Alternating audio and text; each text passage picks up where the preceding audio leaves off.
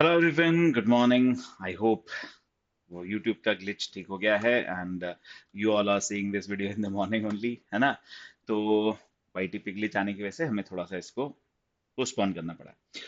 सो आज के न्यूज़पेपर में many news that we have to cover, जैसे कि नोबेल प्राइज के बारे में समझेंगे, देन नेशनल फिल्म अवार्ड्स के बारे में समझेंगे, नोबेल प्राइज को डेप्थ में अंडरस्टैंड करेंगे, देन आर्टिफिशियल इंटेलिजेंस के बारे में काफी न्यूज़ आई है, तो एआई के बारे में पूरी हिस्ट्री ऑफ आर्टिफिशियल इंटेलिजेंस एक बार समझेंगे, राइट। तो स्टार्ट करते हैं। First news that we have on the first page, that is about, of course, election. पता ही है सबको क्या हुआ है ना, हरियाणा एंड जम्मू कश्मीर। तो इलेक्शन के रिजल्ट्स तो पता ही है, और ये भी पता चल गया है कि एग्जिट पोल पे भरोसा नहीं करते, है ना। एग्जिट पोल काफी गलत जा रहे हैं कुछ लंबे टाइम से हमारे देश में। Now, machine learning pioneers with physics in win physics Nobel. तो फिजिक्स का जो नोबेल प्राइज है वो मिला है मशीन लर्निंग के एक्सपर्ट्स को। अब हो क्या रहा है, जो नोबेल प्राइज है they are getting declared slowly. धीरे धीरे धीरे धीरे सारे प्राइज जो है वो डिक्लेयर किए जा रहे हैं। जैसे कि डेट्स डिसाइड किए, आज आई थिंक डिक्लेयर होने वाला है in the field of chemistry, है ना। तो केमिस्ट्री आएगा, कल लिटरेचर आएगा, फिर पीस आएगा, फिर इकोनॉमी आएगा। तो ऐसे अलग अलग डिक्लेयर हुए। अभी तक जो डिक्लेयर हो चुका है that is physiology and medicine, जो फिजियोलॉजी और मेडिसिन जिसे कहा जाता है, जो 7 अक्टूबर को डिक्लेयर होना था। एंड दूसरा जो है अभी ये फिजिक्स का डिक्लेयर हुआ है, राइट। दूसरा जो है अभी ये फिजिक्स का डिक्लेयर हुआ है। तो मेडिसिन का आई होप आपने पढ़ लिया होगा, फिजियोलॉजी या फिर मेडिसिन जिसे कहते हैं, that is given to Victor Ambros, है ना। Victor Ambros and Gary Ruvkun, इनको मिला है for discovery of micro RNA, ribonucleic acid जो होता है ना। तो माइक्रो आरएनए के लिए इनको ये मिला है। अब हम बात कर रहे हैं फिजिक्स के लिए। So in 2024 Nobel prize in physics has been awarded to John Hopfield and Geoffrey Hinton for foundational discovery and invention that enable machine learning with artificial neural network. The Royal Swedish Academy of Science declared this award on Tuesday. इन्होंने जो काम किया है, the work for this year's laureate concern the you can say theoretical and foundations of the machines that can learn without human teaching them and can use their knowledge to answer the question. So this is about machine learning. अभी मैं थोड़ी देर में आपको समझाऊंगा क्या होता है AI, क्या होता है मशीन लर्निंग, और कैसे ये काम करते हैं। इन दोनों चीजों के बारे में हम डिस्कस करेंगे, उसके इवोल्यूशन के बारे में। लेकिन उसके पहले हमें समझना है अबाउट द नोबेल प्राइज, है ना। तो देर इज एडिटोरियल ऑल्सो, उस एडिटोरियल में हम डिटेल समझेंगे about this particular, you can से, एआई के बारे में एंड मशीन लर्निंग के बारे में। लेकिन अभी जो हमें समझना है that is about the Nobel prize. So this Nobel prize are named after a chemist called Alfred Nobel. वैसे तो केमिस्ट कहना एक गलत होंगे, बिकॉज ये केमिस्ट थे, एक इंजीनियर थे, एक इन्वेंटर थे, एक बिजनेसमैन थे, है ना। तो बहुत सारी चीजें इन्होंने की थी। एल्फ्रेड नोबल इनके नाम पे ये दिया गया है, राइट। इन्होंने नोबेल प्राइज क्रिएट किया था, इनका जब डेथ हुआ था, राइट, इन December 10, 1896। उसके बाद इन्होंने जाने से पहले ही अपने विल में लिख दिया था कि इनकी जो भी प्रॉपर्टीज है, जो भी चीजें हैं, उन सब चीजों को एक जगह एक बैंक में डाल के, है ना, और उससे जो फंड क्रिएट होगा, जो भी लोन का, जो भी इन्होंने पैसे डिपॉजिट किए, उसका इंटरेस्ट वगैरह होगा, उससे चीजें होगी, उससे जो ये नोबेल प्राइज है वो स्टार्ट किए जाए। अल्फ्रेड नोबल का अगर सबसे इंपॉर्टेंट डिस्कवरी देखे तो he is famous for the discovery of dynamite. Dynamite इन्होंने डिस्कवर किया था, ऑफ कोर्स डेंजरस थिंग, है ना। इनके नाम पे वैसे 350 से ज्यादा पेटेंट्स है, 355 पेटेंट्स है इनके पास, एंड दिस काफी फेमस पर्सन है। तो इन्होंने इसको स्टार्ट किया था। एंड ये जो अवार्ड देने की सेरेमनी और यू कैन से अवार्ड देने का प्रोसेस होता है, ये अलग अलग 3 स्टेजेस में डिवाइडेड है। स्टेज 1 होता है नॉमिनेशन प्रोसेस, जिसके अंदर अराउंड 3,000 लोगों का नॉमिनेशन किया जाता है। एंड फिर उसके बाद होता है सिलेक्शन प्रोसेस। नॉमिनेशन ये जो है ये 31 January of the each award year, इसके पहले आपको करना पड़ता है, राइट। देन उसके बाद इसका सिलेक्शन प्रोसेस स्टार्ट होता है। सिलेक्शन प्रोसेस में देखिए जाए तो इसको थोड़ा सा डिवाइड किया गया है। जैसे कि एक है रॉयल स्वेडिश एकेडमी। जो royal Swedish academy of science है वो सिलेक्ट करती है award for chemistry, physics and economy. इन तीन को इसको दिया गया है, ये सिलेक्ट करते हैं। Then Nobel assembly institute, there is one institute called Nobel assembly institute, also called as Karolinska institute. ये बनाता है फिजियोलॉजी या फिर मेडिसिन वाला, ये डिक्लेयर करते हैं या फिर इनकी सिलेक्शन कमेटी है। Then there is Swedish academy, सिर्फ स्वेडिश एकेडमी नाम से है। ये जो स्वेडिश एकेडमी है ये लिटरेचर का देती है। तो ये सारे ऑलमोस्ट आप देख सकते हो स्वीडन के हैं, एक्सेप्ट वन पीस वाला, that is Norwegian Nobel academy. Norway की जो नोबल एकेडमी है, नॉर्वे वाले सेलेक्ट करते हैं पीस वाला, बाकी सारे मोस्टली स्वीडन से होते हैं। Royal Swedish academy of science, physics, chemistry and economy, Nobel assembly physiology medicine, Swedish academy literature. इस तरीके से ये award you can say select किए जाते हैं। और फिर इसका होता है award ceremony that happens on 10th of December, also famous as, दो डे है, एक तो नोबल डे तो पता ही है, उसके अलावा और क्या होता है 10 दिसंबर को, और क्यों होता है ये मुझे एक बार बता देना। और ये दिए जाते हैं स्टॉकहोम में, राइट, स्टॉकहोम में दिए जाते हैं, except the peace prize, because बाकी सारे प्राइज जो है वो स्वीडन में डिक्लेयर होते हैं, तो कोई दिक्कत ही नहीं है उनको। स्वीडन में कॉन्सर्ट स्टॉकहोम कॉन्सर्ट हॉल में दिया जाता है, whereas Oslo capital of Norway में दिया जाता है पीस प्राइज, पीस प्राइज दिया जाता है, राइट। तो इस तरीके से इन अवार्ड्स को स्टार्ट किया गया था, राइट। इन अवार्ड्स को यू कैन से स्टार्ट किया गया था।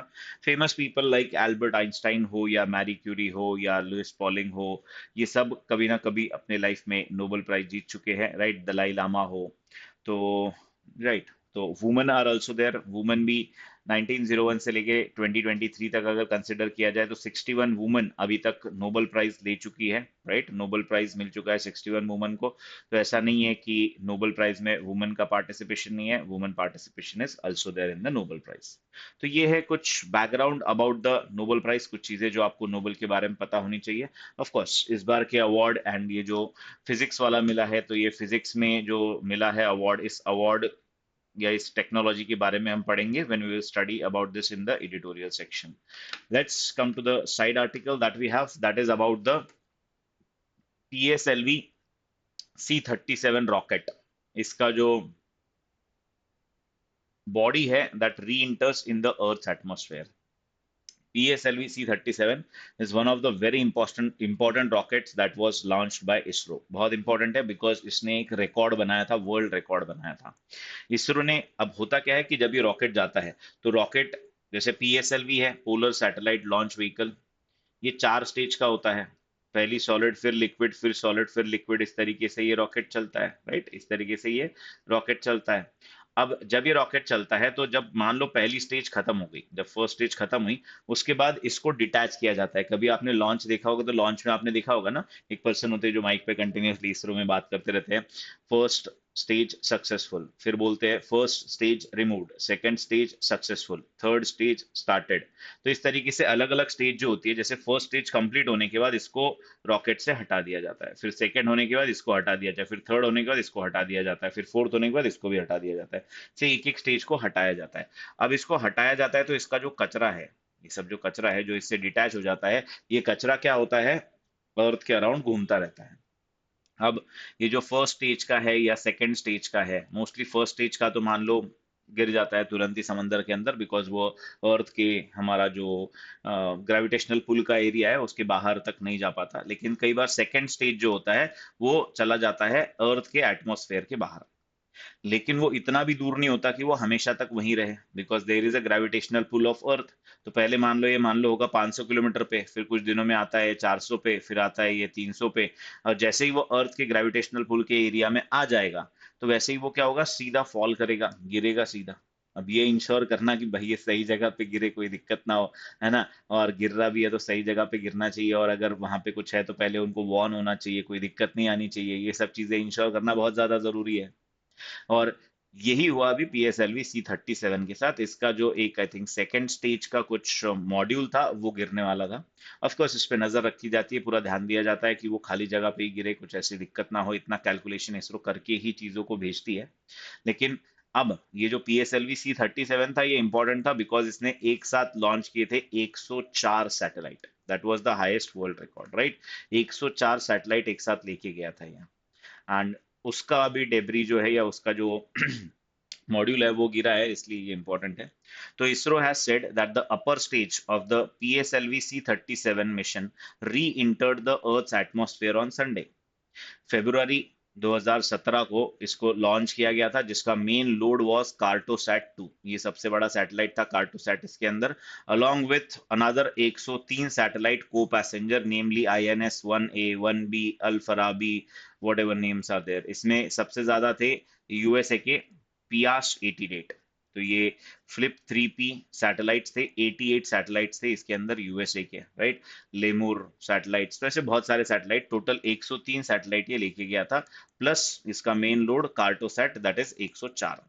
जैसे 104 सैटेलाइट इसने सही ऑर्बिट में भी प्लेस किए, and the space agency created history as it was the first mission to launch 104 satellites in a single vehicle. एक व्हीकल में इतने सारे सैटेलाइट पहली बार लॉन्च किए थे। अब उसके बाद क्या होता है, इसके बाद इसकी जो डेब्रीज होती है वो 494 किलोमीटर पे घूम रही थी, राइट। लेकिन वो धीरे धीरे धीरे धीरे अर्थ के पूल में आनी थी। इसको रेगुलेट करना, इसको मॉनिटर करना किया जाता है। It was regularly tracked by the US space command. एक तो अमेरिका की स्पेस कमांड इसे मॉनिटर करती है, right, as an object with NORAD ID 42058। तो जो US की स्पेस कमांड है, उसका एक प्रोजेक्ट है कॉल्ड नोरैड। नोरैड के अंदर ये ऐसे सारे ऑब्जेक्ट ट्रैक करते रहते हैं। इसका आईडी था 42052। तो 42052 आईडी वाला जो अभी यहाँ पे ऑब्जेक्ट था, वो धीरे धीरे अर्थ के एटमॉस्फेयर में आ गया। इसरो का ISRO also having its own system. ISRO भी अपने ऑब्जेक्ट्स को ट्रैक तो करता ही है। तो इसरो का system for safe sustainable space operation management, IS4OM, regularly monitored the orbital decay as part of the regular activities and predicted re-entry into atmosphere in the first week of October। और ये री entry हुई है on date called Sunday, right. Sunday को हुआ है। अभी date आप चेक कर लेना संडे को कौन सी थी। और अब ये UTC के हिसाब से वहाँ का जो टाइमिंग है, राइट, यूनिवर्सल टाइम जोन जिसके हिसाब से ये चलते हैं मेनली स्पेस में, तो उसके हिसाब से ये संडे को एंटर किया है। तो ये देख लेना एक बार, इंपॉर्टेंट है। PSLV C-37, right, this is important because इसने वर्ल्ड रिकॉर्ड बनाया था एक 104 सैटेलाइट एक साथ लॉन्च करने का। 2017 का बहुत इंपॉर्टेंट करंट अफेयर्स। और 2018 की जो क्लैट की एग्जाम, 2018 की जो क्लैट की एग्जाम हुई थी, उस एग्जाम में भी इसके ऊपर सवाल पूछा गया था। Then let's move on to next, that is floriculture blossoms in one of the backward regions of Orissa. तो उड़ीसा के one of the backward regions में क्या हुआ है, फ्लोरिकल्चर ब्लॉसम किया है। तो फ्लोरिकल्चर क्या होता है, जो फ्लावर्स की खेती होती है। सो जुजुमारा, located in Odisha, Sambalpur district, is forested region that has been relatively late entered into development process. However, it has now hit the headlines for being home to one of the first farmer producer organization in the state dedicated exclusively for flower cultivation। तो हमारे काम की बात, चलो ये तो सब ठीक है, उड़ीसा में ऐसा हुआ, काफी अच्छी बात है। बट हमारे काम की चीज यहाँ से कुछ वन लाइनर आ सकते हैं, जैसे कि व्हाट एग्जैक्टली इज फ्लोरिकल्चर। तो नाम से ही पता चल रहा है वो तो फ्लावर का होगा। बट कुछ और चीजें आपको पता होनी चाहिए, जैसे कि विटीकल्चर क्या होता है, देन पिसीकल्चर क्या होता है, सेरीकल्चर क्या होता है, हॉर्टिकल्चर तो सबको पता ही है, राइट। तो ये कुछ बेसिक है, तीन चार इतने तो आपको पता होने चाहिए। इसके अलावा आपको और भी अगर पता है, कम से कम 8 से 10 अलग अलग टाइप के एग्रीकल्चर को कैटेगराइज किया जाता है इन कल्चर्स। तो अगर आपको और भी पता है तो आप और भी लिख सकते हो, जैसे कि viticulture is cultivation of grapes for commercial purpose. Pisciculture is cultivation of fish for the commercial scale. Sericulture is silk production. Horticulture is fruits production. Floriculture is flower production. There is, कुछ मैं बता देता हूँ जो important लग रहे हैं मुझे। Apiculture, it is Honey. Honey का जो होता है उसे एपीकल्चर कहते हैं, ठीक है। तो ये कुछ बेसिक है जो आपको पता होनी चाहिए। इसके अलावा और भी आपको पता हो तो आप कमेंट बॉक्स में जरूर मुझे बताना कि कौन से और कल्चर्स आपको पता है या आपने कहीं पढ़े हैं या फिर आपने कभी सुने हैं, right? Then let's move on to the next news that we have from today's newspaper.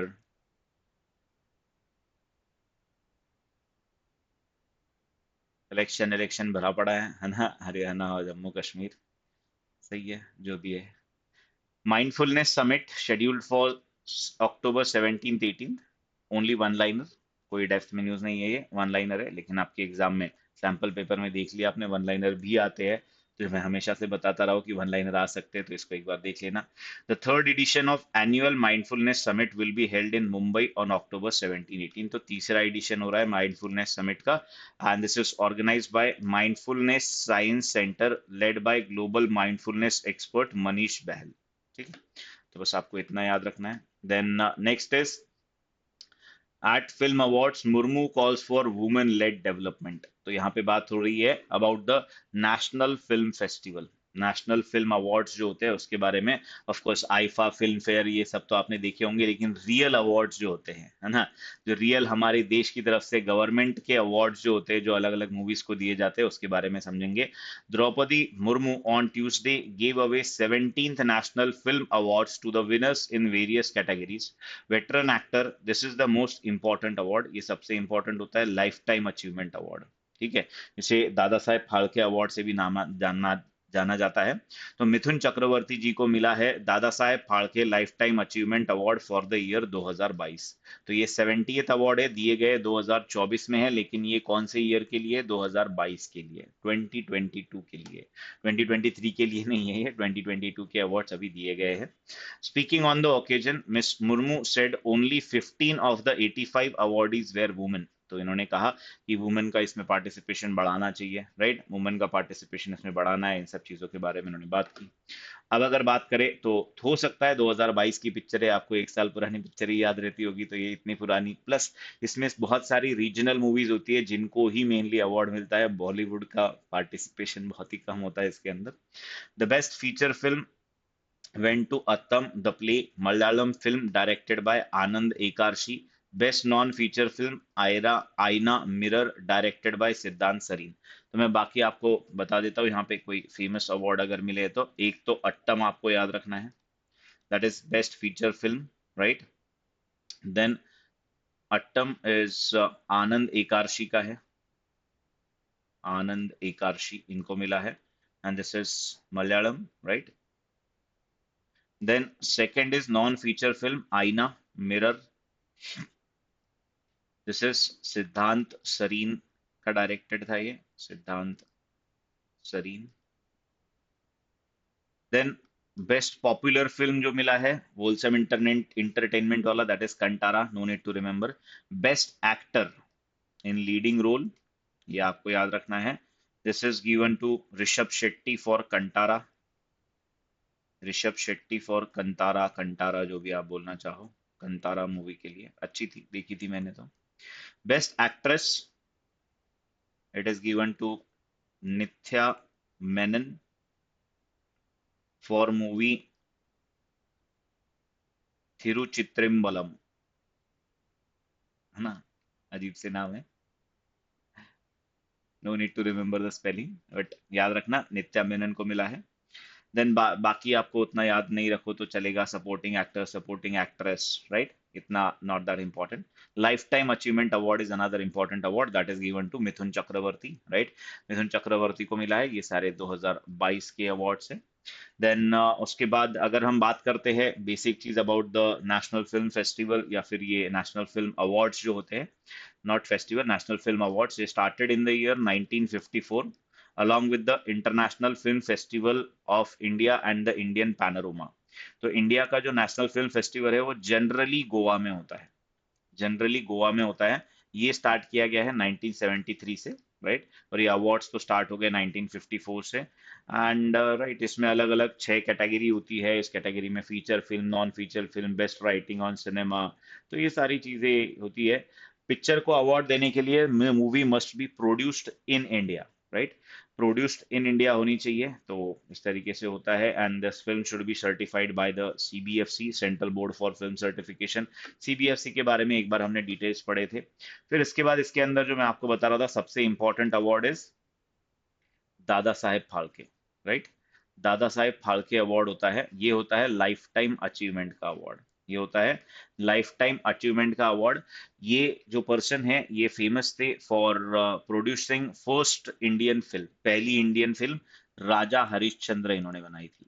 राजा हरिश्चंद्र नाम से पहली इंडियन फिल्म थी जो इंडियन पर्सन ने बनाई थी, उन 1913 में, 1913 में, ठीक है, 1913 में। एंड इस अवार्ड को स्टार्ट किया गया था, लाइफ टाइम अचीवमेंट को, इन द ईयर 1969, राइट। 1969 में इसको स्टार्ट किया गया था and the first recipient was Devika Rani. Devika Rani in the year 1969। 1969 में अवार्ड देविका रानी जी को मिला था, ठीक है, देविका रानी को मिला था first time life time achievement award. और अभी मिला है, पता है आपको किसको? मिथुन दा को, है ना, मिथुन चक्रवर्ती जी को। Best female actor in lead Nithya Menen, यहाँ पे आपको दिखाई दे रहा है। इन एक्ट्रेस को आपने देखा होगा, बट बस यही है कि बॉलीवुड में जहाँ देखा थोड़ा बहुत उतना ही देखा होगा, है ना। बट इनको अवार्ड जो मिला है उनकी साउथ की मूवी जो है, उस साउथ की मूवी के लिए उन्हें अवार्ड मिला है। Then India makes pledge for $300 million for WHO program। WHO के वर्ल्ड हेल्थ ऑर्गेनाइजेशन का जो प्रोग्राम है उसके अंदर one of the largest contributor रहा है इंडिया, राइट। इंडिया हमेशा से one of the largest contributor रहा है एंड सिक्स्थ लार्जेस्ट नंबर पे है I think. India the sixth largest global contributor of the core funding of WHO has now given a commitment of $300 million for the organization core program of work from 2025 to 28। 2025 से 2028 तक India ने क्या बोला है, कितना खर्चा करने वाले हैं हम? $300 बिलियन, सॉरी मिलियन, बिलियन नहीं है ना, 300 मिलियन, मिलियन बिलियन में बहुत ज्यादा फर्क हो जाता है। The biggest chunk, $250 million, will be spent on the Center for Excellence of Traditional Medicines। समझ आ रहा है ना। तो इंडिया का जो मेजॉरिटी पैसा है वो इंडिया की ही चीजों पे खर्चा किया जाएगा, that is on Ayush, Ayurveda, yoga, यूनानी, Sowa Rigpa, homeopathy, right, and सिद्धा। तो इन सब के ऊपर जो ट्रेडिशनल मेडिसिन का एक्सीलेंस सेंटर बनाया जाएगा उसके ऊपर खर्चा किया जाएगा। So far, WHO has received contribution pledge of over $2.2 billion towards a $7.1 billion funding gap। तो कितने पैसे की WHO को जरूरत है? 7.1 की, लेकिन अभी उनको 2.2 के आसपास मिला है। WHO बेसिक चीजें आपको पता होनी चाहिए, है ना। WHO कब बना था? 1948, राइट। 1948 में WHO को बनाया गया था। जिस दिन WHO का फाउंडेशन हुआ था उसी दिन क्या होता है? World health day. फटाफट मुझे बता देना कौन सी अप्रैल होती है वो। तो WHO बनाया गया था इन 1948, 1948 में बनाया गया था। Membership currently there are around 194 members of WHO, 194 members है। इसका जो हाईएस्ट मीटिंग होता है वो होता है वर्ल्ड हेल्थ असेंबली। WHO की वर्ल्ड हेल्थ असेंबली इसका हाईएस्ट मीटिंग कहा जाता है। And secretariat of course it is located at Geneva. And इसके जो सबसे इंपॉर्टेंट ऑफिसर होते हैं वो होते हैं डायरेक्टर जनरल ऑफ WHO, जो कि कौन है? Tedros Adhanom, right. Tedros Adhanom ji है, ये इसके डायरेक्टर जनरल है। देन इनकी रीजनल अलग अलग मीटिंग्स वगैरह होती है। बेसिक चीजें बाकी WHO के बारे में आपको पता ही है, right, you know everything about WHO। तो अभी फंडिंग की वजह से ये न्यूज में आया है, ठीक है। यहाँ पे एक चीफ साइंटिस्ट भी रह चुकी है इंडिया की, दैट इज सौम्या स्वामीनाथन, है ना। Then next article that we have is directly on the editorial page, and यहाँ पे again this editorial is talking about Nobel prize. Nobel prize इस बार जो मिला है फिजिक्स में, उसके बारे में यहाँ पे इन्होंने बात की है। तो this deep roots physics Nobel prize acknowledges the diverse foundation of AI।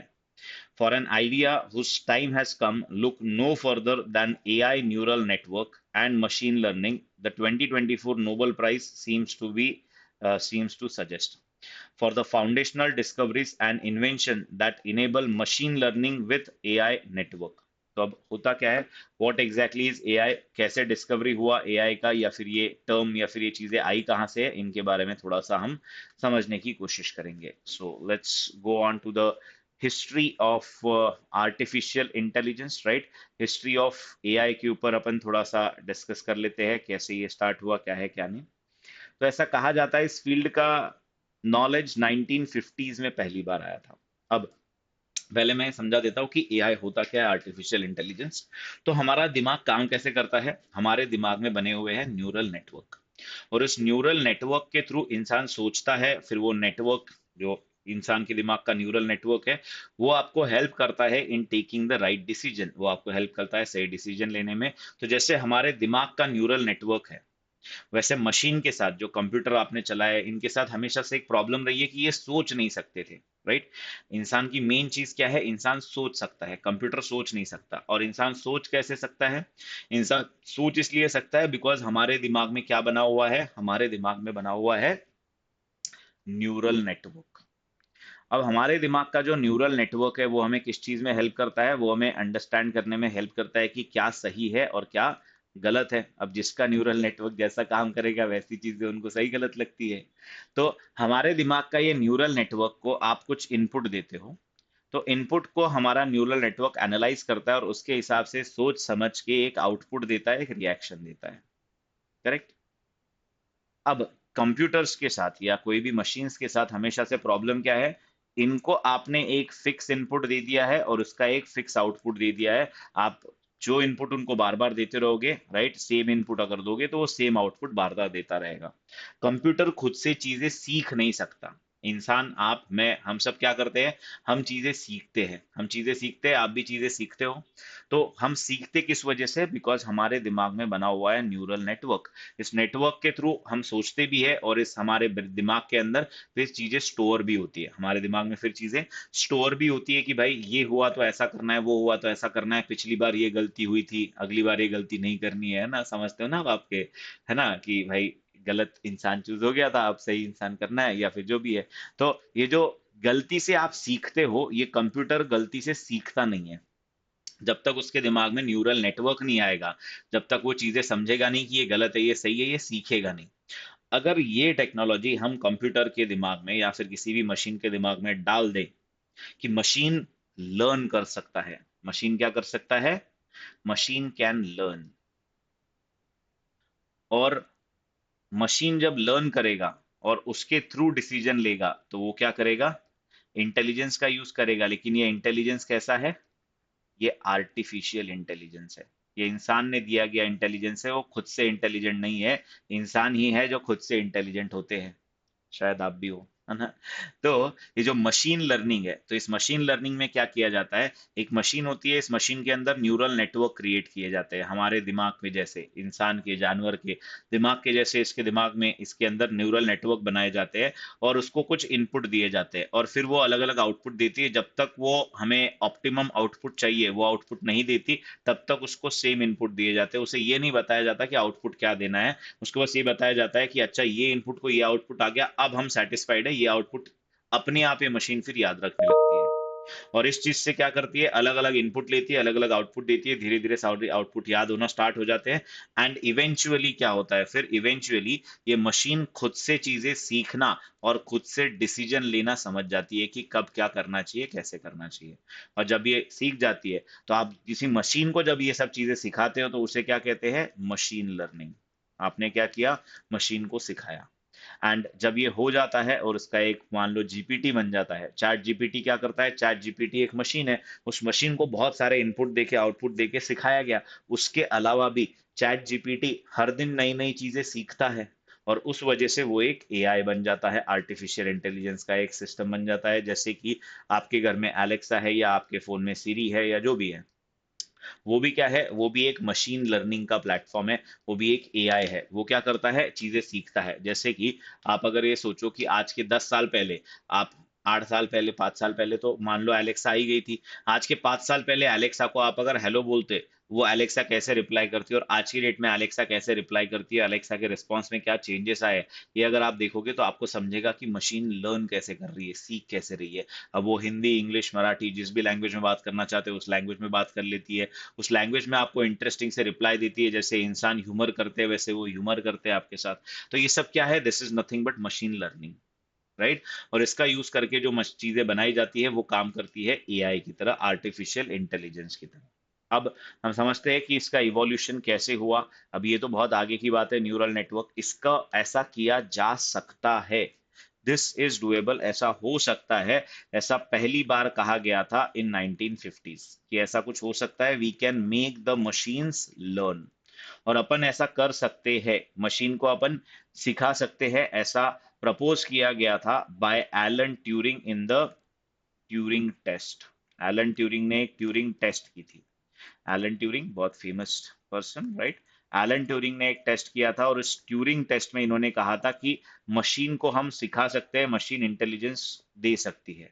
और उसके बाद ये term as AI, artificial intelligence as a term was given by John McCarthy, John McCarthy.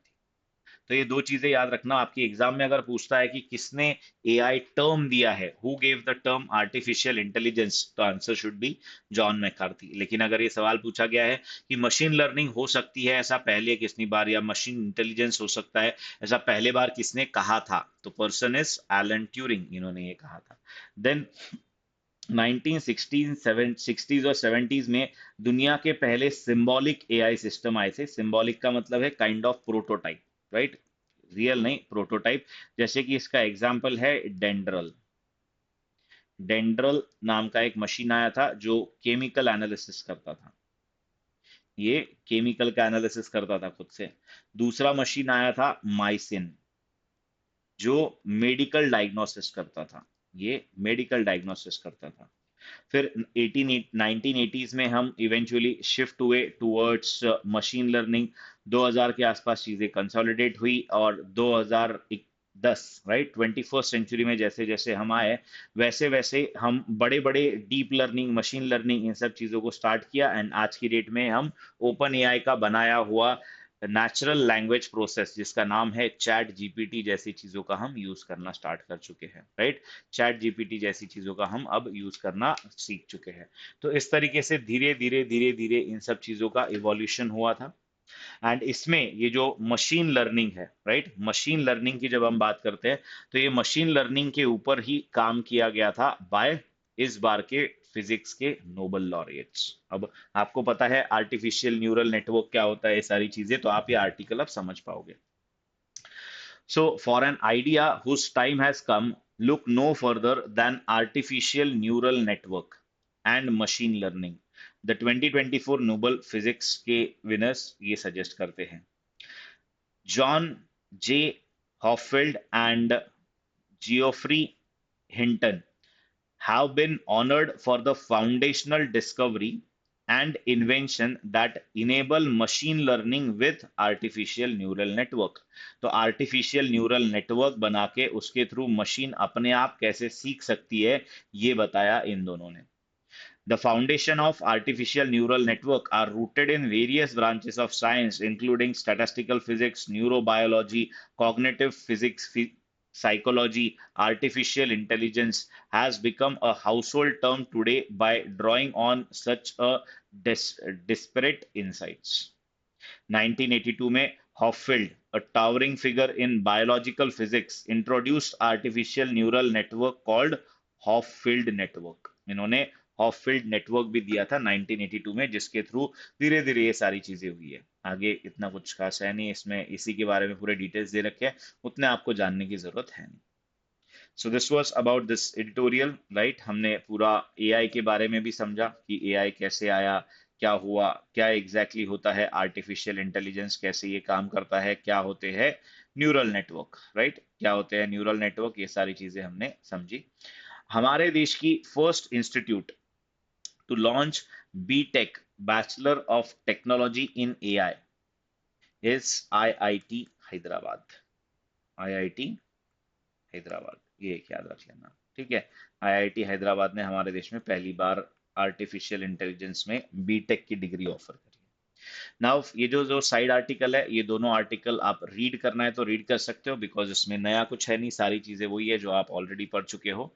Sunset for the UK's coal fired power and lessons for India. तो यहाँ पे इन्होंने किया है कि यूके ने कैसे अपने देश में कोल फायर्ड एनर्जी जो होती थी, इलेक्ट्रिसिटी जो इससे जनरेट होती थी, इसको फेज आउट करके खत्म कर दिया। उनको क्या क्या प्रॉब्लम्स फेस करने पड़े इस चीज के लिए, और इंडिया इससे क्या सीख सकता है, बिकॉज इंडिया को भी फ्यूचर में जो कार्बन फेज आउट करना है, राइट, हमें 2070 तक नेट जीरो एमिशन करना है। और इन सब चीजों के लिए सबसे इंपॉर्टेंट है हमारे देश के जो कोल फायर्ड पावर प्लांट्स है, because coal is you can say one of the biggest contributor.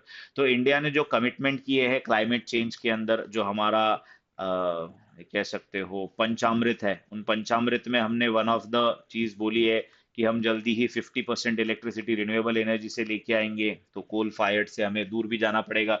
2030 तक हमें 50% इलेक्ट्रिसिटी जो है वो रिन्यूएबल एनर्जी से बनानी है। 2070 तक हमें कार्बन न्यूट्रल बनना है। तो इन सब चीजों को अचीव करने के लिए हम जिस तरीके से यूके ने अपने देश में ये जो कोल फायर्ड पावर प्लांट्स थे उनको फेज आउट किया है, एंड कैसे उन्होंने अपने देश को सस्टेनेबल बनाने की कोशिश की है, उससे सीख सकते हैं, ऐसा इनका मानना है। प्लस उन्होंने बहुत सी गलतियां करी, उस वजह से यूके को कुछ प्रॉब्लम्स भी फेस करने पड़े। तो भाई दूसरों की गलतियों से सीखना बेटर होता है, हम खुद गलती करें उससे अच्छा। तो उनको जो प्रॉब्लम्स फेस करने पड़े वो अपन को फेस ना करने पड़े, इसके लिए उनकी गलतियां भी हमें समझनी चाहिए। ऐसा इस आर्टिकल में इन्होंने पूरा समझाया है कि ठीक है, इस तरीके से हमें काम करना चाहिए। देन नीचे वाला article, this talks about from solidarity to sued India shift on Palestine. तो इंडिया का यू कैन से इनके हिसाब से थोड़ा पॉलिटिकली मोटिवेटेड आर्टिकल है, बिकॉज अगर आप है ना नाम देखोगे तो समझ जाएगा। एसोसिएट एडिटर है ऑफ जे, डॉक्टरल कैंडिडेट है जेएनयू के, तो पीएचडी कर रहे हैं जेएनयू से। तो उस वजह से थोड़ा सा पॉलिटिक्स इसमें आ गया, नहीं होता तो बहुत अच्छा आर्टिकल रहता। पॉलिटिकल पार्टीज के नाम, आरएसएस का नाम, ये सारे नाम इन्होंने यूज किए, और इन्होंने इसके थ्रू बताने की कोशिश की है कि कैसे इंडिया पहले प्रो पैलेस्तीन या फिर पैलेस्तीन के साथ हुआ करता था, लेकिन धीरे धीरे हम अब इसराइल की तरफ ज्यादा जाने लगे हैं। जैसे हमारे प्राइम मिनिस्टर ने विजिट किया था तो माउंट हर्जल, थियोडोर हर्जल जहाँ पे है, फाउंडर ऑफ जायोनिज्म जो है, उनकी इनकी कैन से समाधि जो थी, वहां पे नरेंद्र मोदी जी ने 2017 में विजिट करी, और एक तरीके से हमने फिर जायोनिज्म को सपोर्ट किया। तो ये सब चीजें इन्होंने बताई कि कैसे इंडिया धीरे धीरे नॉन अलाइनमेंट से यू कैन से एक तरीके से अलाइन हो रहा है एक साइड में, और whatever problems that we are going to face. तो बेसिकली इनका ये कहना है कि पैलेस्तीन को सपोर्ट नहीं कर रहे, तो उस वजह से इंडिया की आइडियोलॉजी चेंज हो रही है, और इसके अंदर आपको इन्फ्लुएंस दिखाई देता है बीजेपी का और आरएसएस का, है ना। इस तरीके से इन्होंने यहाँ पे बात की है, बट एनीवेज, तो एक बार आपको रीड करना है तो ये दो आर्टिकल आप रीड कर सकते हो। ये आर्टिकल तो काफी अच्छा है, रीड करना चाहिए रीडिंग पर्सपेक्टिव से भी। Side article is again on Haryana Jammu Kashmir election, तो उतना इंपॉर्टेंट नहीं है, आप छोड़ना है तो उसे छोड़ सकते हो। Then let's move on to next, again election. Okay, what is USCIRF? America का यूएससीआईआरएफ क्या है, और इनकी इंडिया के बारे में जो रिपोर्ट आई है उसके बारे में यहाँ पे बताया गया है। तो first thing, let's try and understand कि ये क्या है USCIRF. It is United States America का commission on international religious freedom, on international religious freedom. अब होता क्या है, इंडिया को हमेशा यहाँ पे थोड़ा सा खराब दिखाया जाता है, और अमेरिका को दुनिया का सबसे सेक्युलर देश ये बताने की कोशिश करते हैं। हालांकि यूएस गवर्नमेंट का है, ये यूएस कमीशन के अंडर आता है। तो India has strongly rejected the report, of course India इसकी रिपोर्ट को रिजेक्ट ही करता है हमेशा। तो यहाँ पे जो अगर हम बात करें तो यूएससीआईआरएफ है क्या, तो कहने के लिए इट इज एन इंडिपेंडेंट, ये एक independent bipartisan, that means किसी की तरफ से यू कैन से ये साइड नहीं लेगी, एजेंसी है under the US government, US की फेडरल गवर्नमेंट की अंडर की, है ना। तो भाई दो अजीब सी चीजें है ना, यूएस गवर्नमेंट के अंडर काम करती है और एक इंडिपेंडेंट एजेंसी है, ऐसे कैसे हो सकता है ना। ये तो गलत बात है। तो ये एक इस तरीके की एजेंसी है जो दुनिया भर में जो रिलीजियस फ्रीडम है उसको अलग अलग देशों में जो अफेक्ट हो रहा है उसके ऊपर कमेंट करती है, कैटेगराइज करती है अलग अलग देशों को। तो ये बनाई गई थी इन द ईयर 1998। 1998 में इसको बनाया गया था under the international religious freedom act. International religious freedom act के अंडर इसे यूएसए ने बनाया था 1998 में। एंड इसका काम क्या होता है, ये रिव्यू करती है अलग अलग दुनिया भर के देशों में किस तरीके से वायलेशन ऑफ रिलीजियस फ्रीडम हुआ है लोगों को इंटरनेशनली। जो अलग अलग देशों की पॉलिसीज है उन्होंने कैसे अलग अलग रिलीजन को अफेक्ट करने की कोशिश की है। एंड इसके अंदर होते हैं 9 कमिश्नर, और जिनको अपॉइंट करते हैं ऑफ कोर्स यूएस प्रेसिडेंट, है ना। तो उस वजह से आप देख सकते हो कि कैसे ये अनबायस्ड होगी। और ये काम करती है on article 18 of universal declaration of human rights. UDHR जो है, हमने जो राउंड अप में अभी देखा था ना सितंबर के, तो universal declaration on human rights, right, UDHR article 18। अच्छा, उसमें नहीं देखा था हमने, आरबीएस में देखा था, रैंक बूस्टर सीरीज में हमने इसके बारे में पढ़ा था। तो आर्टिकल 18 जो है it talks about everyone should have right to freedom of thought, conscience and religion. तो इसके ऊपर ये काम करती है। अब इसने इंडिया के बारे में बुरी बात कही है। इंडिया के अंदर इन्होंने कहा है there is increasing abuse against religious minorities. Increase हो रहा है abuse against the religious minorities. और इंडिया का स्टेटस, ये पहले अलग अलग स्टेटस भी देते थे, तो इंडिया का स्टेटस इन्होंने उतना अच्छा नहीं रखा था इनकी रिपोर्ट में। इसलिए इंडिया ऑफ कोर्स इस रिपोर्ट को क्या करता है, रिजेक्ट करता है। तो अब देखो ना कितना अनबायस्ड है। सपोर्ट कर रहे हैं इसराइल को, है ना, सपोर्ट कर रहे हैं अमेरिका इसराइल को, जो पैलेस्तीन में इतना ज्यादा रिलीजियस यू कैन से मैसेकर कर रहा है, उसके बारे में कुछ नहीं कहेंगे। वो सब ठीक है, उनको वेपन भी बेचेंगे, उनके साथ दोस्ती भी रखेंगे, लेकिन बाकी देशों से इनको प्रॉब्लम है, वो आपके देश में अब्यूज हो रहा है ऐसा बताना चाह रहे हैं। पहले अपने प्रेसिडेंट को मरने से बचा लो, है ना, उनके ऊपर अटैक पे अटैक हुए जा रहे हैं। The Washington DC based former president या फ्यूचर पता नहीं, है ना, बनेंगे नहीं बनेंगे, आपको क्या लगता है बता देना डीजे ट्रम्प के बारे में। Washington DC based United States Commission on International Religious Freedom on October 2 released country update on India, flagging collapsing religious freedom condition. Among other things, the report highlighted how throughout 2024 individuals from minority communities have been killed and lynched by vigilant groups. Religious leaders have been arbitrarily arrested and the places of worship has been demolished. तो ये USCIRF है क्या, ये एक independent by partisan US federal agency है, इसके अंदर जो बनी थी, मॉनिटर करती है religious freedom in the entire अलग अलग वर्ल्ड, अलग अलग देशों में क्या है। Article 18 of UDHR, that is everyone should have freedom of thought, conscience, religion, इसके ऊपर ये काम करती है। It is distinct from the office of international religious freedom IRF which is part of US state department. ये अच्छे से याद रखना। There is IRF also. IRF क्या है, international religious freedom department which is US state department.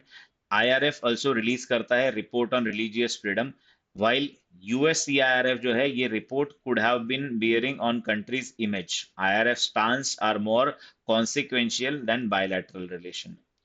अब IRFA and USCIRF ये दोनों रिलीजियस फ्रीडम मॉनिटर करते हैं अलग अलग देशों में। तो इनके हिसाब से अब इनकी पूरे डिटेल्स यहाँ पे दे रखा है। अब हमारे काम की चीज क्या है, इसकी बेसिक चीजें आपको याद रखनी, कब बना, क्या है क्या नहीं, और इंडिया ने इसको रिजेक्ट किया है, राइट। इंडिया ने कैसे रिस्पॉन्ड किया है, तो spokesperson from external affairs ministry Randhir Jaiswal बहुत मजेदार बात करते हैं, इनके स्टेटमेंट आप देखना। Our views on USCIRF are well known. It is biased organization with political agenda. It continues to misrepresent the facts and peddles a motivated narrative about India. We reject this malicious report which only serves the discredit to USCIRF further. He further added, we would urge USCIRF to desist from such agenda-driven efforts. भाई सीधा सीधा इन्होंने, है ना, इनको उड़ा दिया है कि ये सब चीजें फालतू करते हैं, हम इनकी बात नहीं मानेंगे। Then let's move on to next news. If you have any news, yes. For gig workers, fair play pay still work in progress. तो गिग वर्कर्स, पहली बात समझते हैं एक बार कि क्या एग्जैक्टली होते हैं, what exactly are gig workers, right? Gig workers क्या होते हैं, कैसे ये गिग इकोनॉमी चलती है।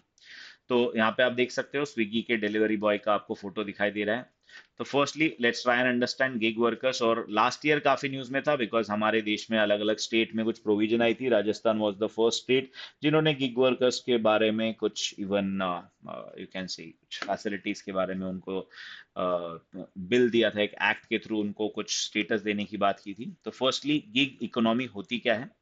तो ऐसे लोग जो short term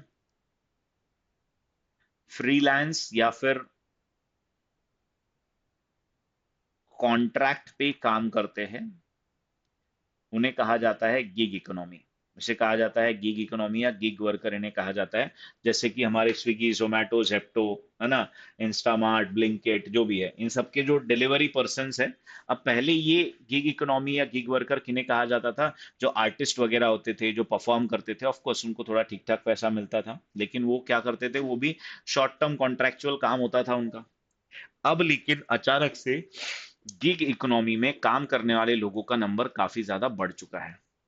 and during the Covid 19 specially, जब लोगों के जॉब्स जा रहे थे, तब गिग इकोनॉमी या फिर ये डिलीवरी प्लेटफॉर्म्स ने काफी काम किया था हमारे देश में और काफी ग्रो भी किए थे। एंड इस वजह से आज की डेट में हमारे देश में जैसे मान लो अपवर्क, उबर, स्विगी, जोमेटो, ब्लिंकिट, इन सब के अंदर बहुत सारे लोग आपको काम करते हुए दिखाई देंगे, राइट? बहुत सारे लोग काम करते हुए दिखाई देंगे। कुछ इसके फायदे भी है, जैसे कि काम में आपकी फ्लेक्सिबिलिटी है, जब करना है तब करो, वेराइटी है, राइट? इंडिपेंडेंस है and work life balance better हो सकता है कि जब मन करे तब करे, जिस दिन छुट्टी उस दिन छुट्टी। लेकिन प्रॉब्लम्स भी है, जैसे कि इसमें you can find irregular income, complex tax process, no benefit, जैसे कि टैक्स, जैसे कि कोई मान लो इंश्योरेंस बेनिफिट होते हैं या फिर कोई प्रोविडेंट फंड वगैरह होता है। जो ऑर्गेनाइज सेक्टर में जॉब करते हो आप, तो आपको जो ऑन रोल जॉब के बेनिफिट्स होते हैं वो सारे नहीं मिलेंगे, राइट? एंड कनेक्शंस उतने ज़्यादा नहीं बन पाते, आपका एक वर्क ग्रुप या सोशल ग्रुप नहीं बन पाता। तो ये कुछ इश्यूज है। अब इंडिया में अगर बात करें तो इस इकोनॉमी को कंट्रोल करना या इनको राइट्स देना बहुत ज़्यादा ज़रूरी है, बहुत ज़्यादा। हमारे देश में अलग अलग टाइम पे ये इतने ज़्यादा लोग इसके अंदर अब काम करने लगे हैं, तो इस वजह से इनको राइट्स देने के लिए Rajasthan was the first government जिन्होंने कुछ एक्ट लाने की बात की थी। इवन नीति आयोग ने इसके पहले इसके ऊपर एक डॉक्यूमेंट भी रिलीज किया था कि बिकॉज ये इकोनॉमी धीरे धीरे कोविड 19 के बाद बहुत बड़ी हो चुकी है, एंड ऐसा हो सकता है कि इन लोगों का वर्क लाइफ बैलेंस उतना सही नहीं हो, पैसे उतने ना मिल रहे हो, कोई फिक्स्ड इनकम है नहीं, तो प्रॉब्लम हो सकती है। दैट्स वाई नीति आयोग का एक रिपोर्ट भी आया था, India's gig and platform economy. India's gig and platform economy नाम से एक रिपोर्ट भी आई थी bye NITI Aayog in the year 2022। 2022 में इन्होंने अपनी ये गिग इकोनॉमी के ऊपर यू कैन से एक तरीके से रिपोर्ट भी दी थी। एंड इसके चैलेंजेस और प्रॉब्लम्स मैंने आपको बताई दिए। अब यहाँ पे हम अगर देखें तो भारत के अंदर स्टेट गवर्नमेंट ने इसके ऊपर थोड़ा बहुत काम करना शुरू किया है, बट सेंट्रल गवर्नमेंट की साइड से कुछ आया नहीं है। और इस आर्टिकल में भी पर्टिकुलरली इसी इन्हीं सब चीजों के बारे में बात की गई है। For gig workers, fair play pay still work in progress. Major e-commerce platform whose frontline operations are driven by the gig workers are still non-committal about ensuring local living wages for them and recognizing their right to collective representation through bodies like trade union. तो ऐसा भी कुछ है नहीं, as per the report. The report Fair Work India Ratings 2024 Labor Standards in the Platform Economy assessed 11 firms gig work platform against five principles. First, fair pay; second, fair condition; third, fair contract; fourth, fair management; and fifth, fair representation. Each principle is broken down into 2 points. तो इस तरीके से इन्होंने किया। इसकी finding से अगर बात करें तो big basket, urban company receive the first point for fair पे। तो ये थोड़ा ठीक ठाक पैसे दे रहे हैं। बाकी सब में बहुत सारे प्रॉब्लम्स दिखाई दिए, बाकी सब में बहुत सारे प्रॉब्लम्स दिखाई दिए। तो ये सब की बात की गई है। इसके ऊपर कोई अभी तक राइट नहीं आया है। अगेन कमेंट बॉक्स में एक चीज मुझे चाहिए, व्हाट डू यू थिंक इस गिग इकोनॉमी को कैसे हम कुछ राइट्स दे सकते हैं, या फिर इन लोगों को कैसे सम मिनिमम इनकम या फिर इनके प्रॉब्लम्स कैसे सॉल्व किए जा सकते हैं, सेंट्रल गवर्नमेंट क्या इसके ऊपर कोई एक्ट लेके आ सकता है, क्या है क्या नहीं, ये आपको मुझे बताना है। Then CAG Murmu, controller and auditor general, ask for advancing the date of closure for states monthly account. तो यहां से एक इंपॉर्टेंट पोस्ट निकल के आती है जिसके बारे में आपको याद रखना है, that is controller and auditor general of India. तो सीएजी होते क्या है, फिर इन्होंने ये रिपोर्ट क्या दी है, किस बारे में इन्होंने बात की है, वो भी एक बार हम समझेंगे। बट पहले let's try and understand CAG, controller and auditor general of India. Article number 148 से लेके article number 151 deals with the provision related to CAG. तो पहला जो है ये constitutional you can say post है आर्टिकल 148 के अंदर, और इनको प्रेसिडेंट अपॉइंट करते हैं, appointed by the president of India.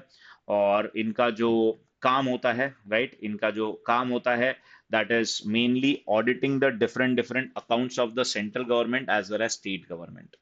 तो हमारे जैसे सीए होते हैं वैसे ही सरकार के सीए मान लो, जो सरकार के सारे अकाउंट्स को ऑडिट करते हैं उनको सीएजी कहा जाता है। State government, central government, even सरकार की ओन्ड जो PSUs, public sector undertaking companies वगैरह होती है, इन सब का अकाउंट ये चेक करते हैं।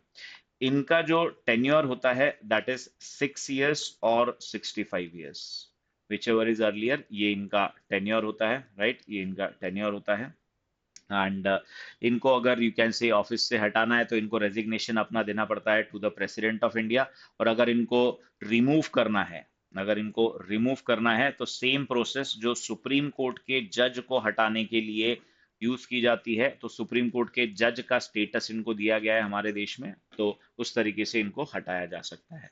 अब सीएजी साहब जो है हमारे जी सी मुर्मू, गिरीश चंद्र मुर्मू जी, इन्होंने कहा है कि देखो इनको स्टेट के अकाउंट भी खत्म करने होते हैं।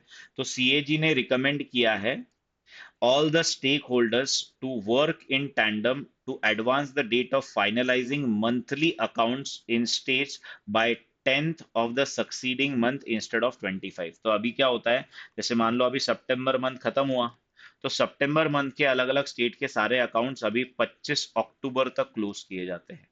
ये चाहते हैं कि इसको 25 अक्टूबर ना किया जाए, सितंबर के सारे अकाउंट 10th ऑफ अक्टूबर तक क्लोज कर दिए जाए, तो थोड़ा प्रोसेस फास्ट हो जाएगा या इजी हो जाएगा, ऐसा ये चाहते हैं, राइट। इन्होंने ये स्टेट फाइनेंस सेक्रेटरीज की एक कॉन्फ्रेंस हुई थी, उस कॉन्फ्रेंस में सीएजी ने ये प्रपोज किया है कि भाई इसको एडवांस किया जाए। तो सीएजी के बारे में बेसिक चीजें आपको पता होनी चाहिए। Then next any other topic that we have,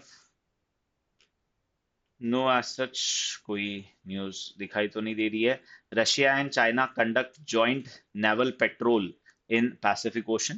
तो याद रखना एक एक्सरसाइज जो फ्यूचर में भी होने वाली है। In early September China said that the two sides would participate in a joint maritime Pacific and that China would also participate in Russia's ocean 24 strategic exercise. तो रशिया की एक्सरसाइज है ocean 2024, इसके अंदर चाइना भी participate करने वाला है। तो जैसे ही नाटो पैसिफिक में अपना प्रेजेंस बढ़ा रहा है, उसी तरीके से रशिया चाइना भी अपना प्रेजेंस बढ़ाना चाहते हैं। तो भाई हिसाब बराबर करने की बात चल रही है ना, दोनों के एंड से।